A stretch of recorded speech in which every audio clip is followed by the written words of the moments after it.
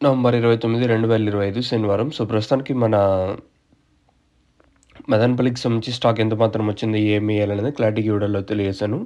దయచేసి లైక్ చేయడం మర్చిపోదండి. అలాగే సబ్స్క్రైబ్ చేయడం మర్చిపోదండి. సో, ప్రస్తుతానికి స్టాక్ ఎంత మాత్రం వచ్చింది, ఏమి ఏయాలనేది క్లారిటీగా ఈ వీడియోలో తెలియజేస్తాను చూడండి. నిన్న మొలకల్చెరువు మార్కెట్ అయితే 600 వరకు మార్కెట్ అయితే చూసిండు. మార్కెట్ అయితే ఫుల్ డౌన్‌గా నడిచిందని చెప్పొచ్చు. మొలకల్చెరువు మార్కెట్ ఏదైతే నార్త్ కొంటారు కదా! వాళ్ళైతే అంతగా లేరట్ అయితే సంవత్సరం. ఇప్పుడు ఎవరైతే లాంగ్‌కి అయితే కొంటారో వాళ్ళైతే నేనైతే కాయలైతే కొనలేదు. సో, ఓవరాల్‌గా మార్కెట్ మొత్తం తీసుకుంటే నేటితో పోల్చుకుంటే ధర అయితే చాలా వరకు తగ్గింది నిన్న మన మొలకల్చెరువు మార్కెట్‌లో. రూ. 600 వరకు సూపర్ టాప్ అయితే వెళ్ళింది. ధర కూడా తగ్గింది. వేలంపాట్లు చాలా వరకు చాలా స్లోగా జరిగింది నిన్న మొలకల్చెరువు మార్కెట్ వచ్చేసి. ఇంకా అనంతపూర్ మార్కెట్‌లో కూడా రేట్లు ఏ విధంగా ఉంటాయనేది మీకు నెక్స్ట్ వీడియో అయితే ఉంటది. మీరైతే చెక్ చేయొచ్చు. ఎందుకంటే మాక్సిమం ఉదయం మార్కెట్‌లో ఉండేటట్టే తర్వాత సాయంత్రం మార్కెట్‌లు కూడా ఉంటాయి.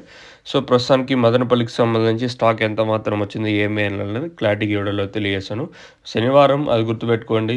నవంబర్ 29, 2025 శనివారం ఈరోజు వచ్చేసి. మామూలుగా శనివారం ఏమంటే స్టాక్ అనేది తక్కువగా వస్తుంది. ఈరోజు అలా ఏం జరగలేదు. నేటితో పోల్చుకుని దిగుమతి మళ్ళీ పెరిగింది మన మదనపల్లి మార్కెట్‌లో.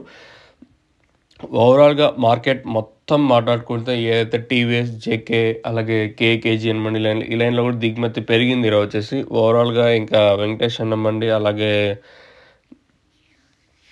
భాగ్యలక్ష్మి మదీనా మండి లైన్ మాట్లాడుకుంటే ఈ లైన్‌లో కూడా దిగుమతి నేటితో పోల్చుకుంటే దిగుమతి పెరిగింది. నేటితో పోల్చుకుంటే దాదాపుగా ఒక 20-25% మేర దిగుమతి పెరిగింది. మామూలుగా శనివారం ఏమంటే స్టాక్ అనేది తక్కువగా వస్తుంది. మనం ఎప్పుడు చూస్తుండే విషయమే.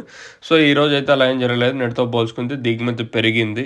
దాదాపుగా ఒక 20-25% మేర దిగుమతి పెరిగింది. మామూలుగా శనివారం తక్కువగా వస్తుంటది. ఈరోజు అలా ఏం జరగలేదు. మరి వేలంపాట్లు మరింత స్లోగా ఉండొచ్చా లేదా సేమ్ టు సేమ్ నేటిలాగే ఉంటాయి చూడాలి.